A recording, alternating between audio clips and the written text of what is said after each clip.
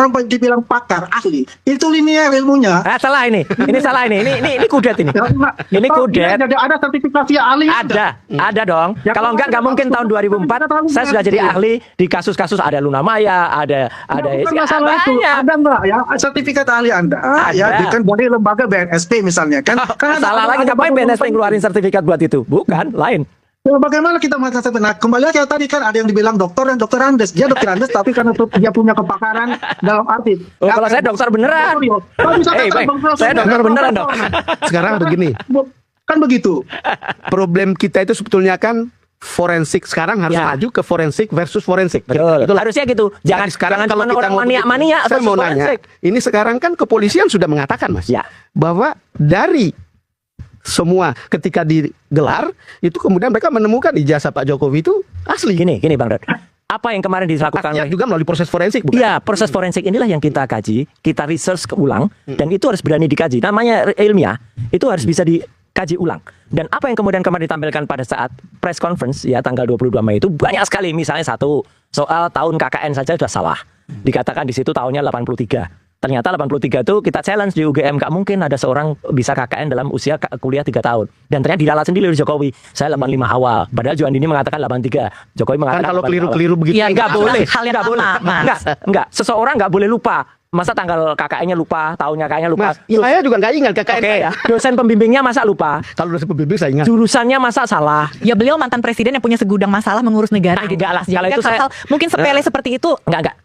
Kalau itu terlalu stupid ya. Untuk seseorang yang katanya adalah mantan presiden, kalau hal yang sangat sepele itu salah, enggak mungkin salah. Gitu loh. Dan kemudian diralat. Dulu Pak Kasmujo, ini orang penting nih Pak Kasmujo, yang kemudian diklaim tahun 2017 sebagai dosen pembimbing skripsi. Meskipun waktu itu mengatakan dosen pembimbing saya. Tapi jelas betul narasinya mengatakan pembimbing skripsi saya. Setahu saya kan begini Mas, di kampus kita itu kan ada dosen pembimbing akademik atau dosen wali kita sebut. Ya, betul. Ada dosen pembimbing skripsi.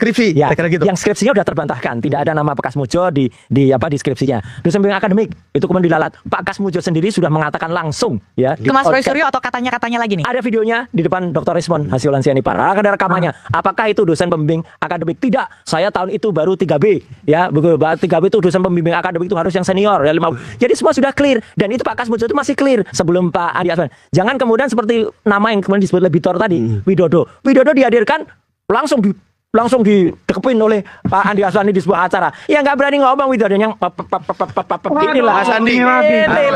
Makanya nanti saksi-saksi lain nanti harus ada. Kita memutarbalikkan fakta lagi nih. Enggak lah, kelihatan lah. Mereka kan merintah sama saya, kan men-challenge saya.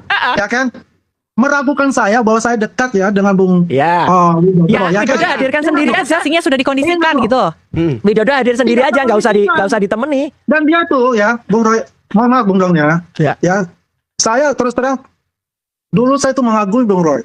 Ya, kemudian saya lihat, wah ini ular beludak menurut saya nih. Karena apa yang diucapkan itu, ya sahabatnya saja ya dia bisa telikung seperti itu modelnya kan. Jadi begini, saya cerita. Ya, saya pelaku sejarah 2012. Ketika Pilgub DKI, saya dari Gerindra, ya. Sebelahnya ada PDIP. Saya M. Sarif, Sanusi, almarhum Pak Taufik, Ketua DPD Gerindra Jakarta, itu menjadi tim kampanye dari Pak Jokowi dan Pak Ahok. Karena kita adalah dari Pak Ahok sebagai wakilnya pada saat itu. Ya, ada Mas Pras, ada Boy Sadikin, di situ ada Denny Iskandar di situ. Ya, itu dari tim PDIP dan teman-teman yang lain. Kemudian ada dari Solo juga, yang Pak Jokowi bawa kepercayaan Pak Jokowi itu. Kan sudah dijelaskan dari Pak Widodo itu. Ya kan, dia tidak ada yang bernamanya itu sebagai otak.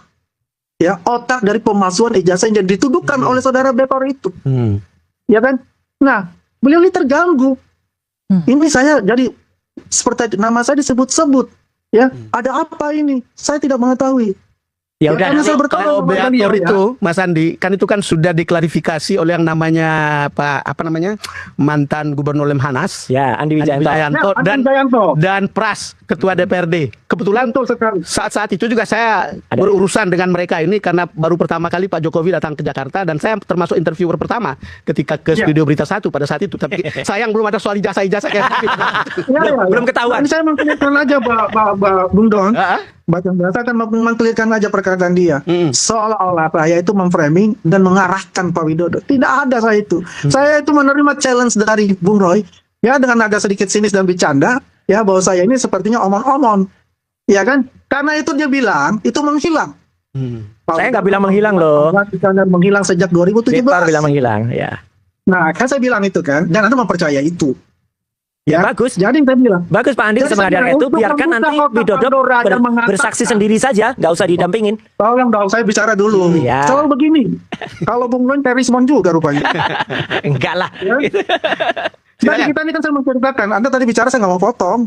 Makanya sekarang saya bicara itu menjelaskan kepada publik ya dengan panutan saya dalam media Bung Don Bosco ini. Ya, jadi begini yang saya lanjutkan. Ya, akhirnya Pak Widodo itu pas saya ada di Solo, ya kita bertemu. Dia mengeluh sama saya. Kenapa saya kok disangkut-sangkutan begini? Mas Widodo, mohon maaf ya, beliau itu introvert sebetulnya. Tidak suka bertemu, berbicara ini karena dia itu kan ahli keuangan. Dan dengan Pak Jokowi itu, perusahaannya Pak Jokowi itu keuangannya dia pegang pada saat itu. Ya, udah lama sejak tahun 2000-an. Ya, belum ada nama wali kota. Beliau sudah berkonek ini, benar dia urusan pajaknya apa, beliau yang tangan. Ya singkatnya apa gitu loh Pak Andi, kepanjangan. Jadi ya, intinya begitu. Jadi intinya dia terganggu secara psikis. Oke. Dan minta saya mau muncul di televisi dan saya akan membuka semua. Kenapa saya dikriminalisasi seperti ini? Ya, kan terbukti kan? Saya hadirkan semua Pak Iman di situ, Pak Widodo di situ. Dan Iskandar langsung mengirim WA. Dia mengatakan, saya tidak pernah berhubungan dengan Betor dan memerintahkan Betor. Ya yang Denny saya belum percaya yang Denny. Ya Anda nggak percaya kan? Anda nggak bisa bertemu dengan dia kan? Bukan, kita harus periksa nomor handphone itu nomor handphonenya Dennis atau enggak. Kita punya alat untuk menguji nomor handphone itu siapa. Enggak bisa dong. Narasumber tiba-tiba menghasilkan enggak lah. Kita fair aja. Lain kali cek nomor handphonenya berapa. Bagaimana you bisa catat? Kita lagi menjelaskan, you potong pada saat itu. Terus saya jelaskan, saya akan mau bilang nomornya adalah segini-segini. Kan ada potong. Ya dipotong karena nggak boleh di studio tiba-tiba ada narasumber terus si presenternya boleh begitu saja dengan iya narasumbernya clear lah. Anda bukan pemilik, Anda narasumber. Nggak apa-apa, kita boleh tidak percaya kepada nomor itu. Diskusi nomornya nggak clear, nomornya nggak jelas. Kalau itu nomor siapa saja nggak boleh. Sekarang kita maju ke berikutnya. Oke. Ada pertanyaanmu. Oke, ini kan gelar perkara khusus ditunda ya, Mas Roy ya. Ya. Mungkin ke pekan depan begitu. Pekan depan hari Rabu tanggal 9 Juli. Iya. Bagaimana feeling Anda? Apakah Anda merasa ketika ditunda ini Tanya akan feeling. ya apakah akan memihak sesuai dengan harapan Mas Roy? Soal memihak itu kita berdoa semoga Polri dengan usia yang sudah ke-79 ya 3 hari yang lalu itu akan benar-benar presisi ya. Jadi ini masyarakat yang akan menilai. Benarkah nanti gelar perkara khusus itu benar-benar clear atau seperti yang kemarin gelar perkara yang salah tahun KKN, salah dalam edisi koran, salah dalam menampilkan bukti-bukti yang ada, salah dalam melakukan komparasi, kemudian tidak teliti, itulah. Jadi nanti akan kita mungkin ada beda ya ketika polisi menjelaskan secara lisan dan apa yang tertulis, Mas. Betul, tapi juga gini Bang. Ketika dia ngomong, tapi dia tidak melihat apa yang tertulis. Dia baca, dia baca loh. Oke. Jurnalist dan Bang Don, sepanjang Bang Don selaku wartawan senior kan selalu gelar perkara itu kan digelar, ada alat buktinya, pistolnya, belatinya, ijazahnya. Ini nggak ada satupun yang digelar di depan. Ijazahnya juga tidak ada ijazah asli. Kalaupun itu bukan ijazah asli yang dipegang,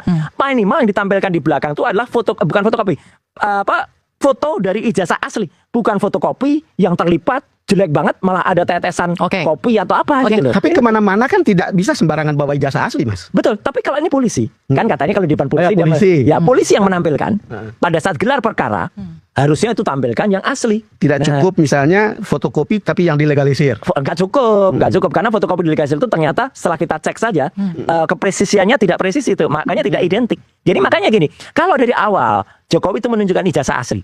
Dari awal ketika apakah itu Dirpidum atau bahkan Kabar Eskrim menunjukkan ijazah aslinya atau minimal menunjukkan gambar itu foto dan ijazah asli, mungkin akan sekarang pernyataan Pak Jokowi adalah saya akan tunjukkan di persidangan. Apa itu belum cukup? Kita tunggu saja. Persidangannya yang mana? Persidangan ketika nanti perkara ini dibawa. Enggak, Bang Don. Tidak akan sampai. Kalau perkara yang ada di Polda Metro tentang fitnah dan pencemaran baik, itu tiba-tiba sudah ada statement bahwa ijazahnya dibuktikan itu asli oleh Bareskrim. Wait, sekarang kalau Polda mengatakan begitu, tetapi kalau saya pihak pelapor meneruskan itu pengadilan, boleh kan? Boleh. Nah, itu yang tidak pernah nyampe. Bambang Tri dan Gus Nur tahun 2022 dipidana sampai dengan 4 tahun, tidak pernah ditunjukkan ijazah aslinya. Padahal dia dipidana mengedarkan kabar bohong dan juga bahkan bahkan penodaan agama gara-gara Bambang Tri itu bersumpah mubahalah. Jadi kan ini jangan sampai lah ada anak-anak bangsa lagi yang kemudian dikriminalisasi, dipidana gara-gara seseorang yang tidak secara negarawan, tidak punya sifat keterbukaan, tidak mau menunjukkan ijazah aslinya ketika dia Sayang saya nggak ikutin perkara itu. Ya, gimana Mas? Mas Andi, supaya kegaduhan ini bisa segera selesai gitu. Menurut Anda apakah sebaiknya Pak Jokowi menunjukkan ijazah aslinya? Ya begini Mbak Tanda ya, kalau menunjukkan ijazah Pak Jokowi sekarang dengan sedang dalam proses pengadilan, kita sabar-sabar aja tunggu. Saya setuju dengan Bung Don tadi gitu, ya kan? Kalau dia sudah mengatakan nanti di persidangan, kalau diminta oleh hakim yang untuk ditunjukkan dengan ditunjukkan, ya. Sebetulnya Pak Jokowi ini nggak suka kayak begini gitu, dan sudah katakan tuh itu, ya. Tapi kan ini masalahnya ini sudah jalurnya udah jalur tai politik gitu. Ya. Sampai sekarang kita tanya aja gitu, Bung Roy apa sih maksudnya? Kan nggak pernah ada jawaban yang pasti untuk itu. Kebenaran, bukan kebenaran menurut saya. Pembenaran atas argumen-argumen dia, ya, yang dibungkus dengan kebencian-kebencian. Itulah dari kita punya ini. Mas Roy katanya ada nuansa politik di sini. Nggak ada, saya Pada bulan Mei Baris Krim Polri sudah bilang stop gitu ya. Saya sudah 5 tahun tidak lagi menjadi anggota partai politik, ya, dan saya tidak ada kebencian apapun. Saya dulu dukung Jokowi dalam kasus SMK, yang ternyata SMK itu hanya jadi kendaraan politik. Jadi siapa yang berpolitik? Ya, saya dulu dukung penuh, jujur benar, saya demi anak-anak bangsa, anak-anak SMK yang kasihan betul, mereka percaya betul Indonesia akan punya mobil nasional. Dan saya yang menyupiri SMK itu dari Solo sampai Jakarta. Saya nungguin di Balai Serpong dengan Pak Rudi, ya, FX Rudi. Ternyata lewat, ditinggal itu hanya untuk kendaraan politik. Kalau saya tanya Mas Roy gini dah, saya nggak tahu. Saya juga termasuk dekat dengan Pak Siap, Jokowi. iyalah. Jadi awal-awal beliau masuk ke DKI gitu, kita termasuk yang aktif begitu. Tapi pertanyaan saya kalau soal politisi berbohong, kan hampir banyak politisi yang susah kita percaya kata-katanya. Bukan rahasia umum itu Mas Roy. Ini kan ya janganlah Kita punya dua kerongkongan, Mas. Betul. Ada kerongkongan untuk mengatakan kebenaran, Ya. ada yang mengatakan kebohongan. Makanya sering sayang ketika dia ngomong kita nggak tahu suara dari yang kerongkongan mana? Nah, gitu. makanya jangan sampai kan sayang kiri belok kanan.